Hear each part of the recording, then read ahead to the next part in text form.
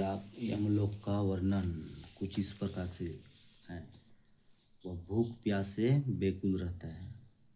मार्ग में दावानल पवन भी तपायन रहता है, गर्म हवा आती रहती है और भड़बूजे जैसी गर्म बालू वहाँ बिछी रहती है, गर्म बालू बिछी रहती है, उसमें छाया तक नहीं मिलता है और इस कारण वे चल भी नहीं पाता।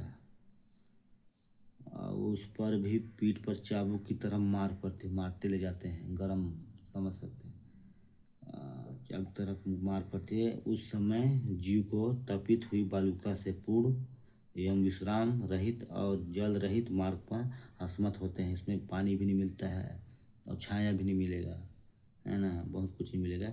अधिक कठिनाई से चलना पड़ता है, जगह जगह शांत होकर भी वह गिर जाता है, थक जाता है, आत्मा न मरती है ना कुछ होता है। ऐसे ऐसे वर्णन है हम लोग को गरुड़ पुराण में, बहुत खतरनाक है। और मूर्छा जाता है, फिर वह खड़ा होता है। इस प्रकार यमदूत पापी को अंधकार रूप में मार्ग से यमलोक तरफ ले जाते हैं। यमलोक 99,000 योजन दूर है। 99,000 किलोमीटर, कितने योजन कितना होता है मेरे को भी पता नहीं, बहुत दूरिया होगा। वहाँ पापी मनुष्य को 2-3 मुहूर्त में ले जाए जाते हैं, 2-3 मुहूर्त में ले जाते हैं, मतलब दोपहर के समय बहुत तपती हुई धूप में। यमदूत उसको भयानक नरक यातना दिखाते हैं। इससे वह प्राणी यम तथा यम की यातना देखकर आज्ञा से यमदूतों द्वारा आकाश मार्ग से पुनः अपने घर को आता है।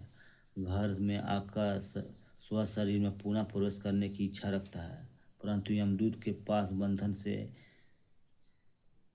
छुआ दृष्टा आदि से दुखित होकर रोता है। हे गरुड़ पुत्र, अधिक जो पिंड और अंत समय में दान देते हैं उसे भी पापी प्राणी की तृप्ति नहीं होती, क्योंकि पापी पुरुषों के पास श्राद्ध और जलजली धरती नहीं। इस कारण भूख प्यास से युक्त होकर प्राणी यमलोक को जाते हैं। जिनको पुत्राधिकी पिंडदान नहीं देते वे प्रेत रूप होते हैं और कल्पयंत निर्जित वन दुखी होकर भ्रमण करते हैं। बहुत खतरनाक है भाई। तो जीते जी सुधर जाना चाहिए, हम लोग को प्रभु के शरण में स्मरण में रहना चाहिए, हम लोग का आत्मा इसी में शांति मिलेगा, है ना। नहीं तो ये हम लोग अपना मन ही जाएगा, शरीर दिखता नहीं किसी को, क्या हुआ क्या नहीं, वो अपने आप को अपने अंदर ही अंदर मन ही ले जाएगा, उसमें मरने की ज़रूरत नहीं है। हम लोग अभी जो गलत काम कर चुके उसको पता होगा, अगर उसका समय आया होगा तो धूप को भी बर्दाश्त नहीं होता होगा, ज़्यादा गर्मी को भी बर्दाश्त नहीं होता होगा, उसमें ताकतें नहीं रहता है, सहनशीलता नहीं रहता है। सीधी सी बात मैं बता रहा हूँ आपको।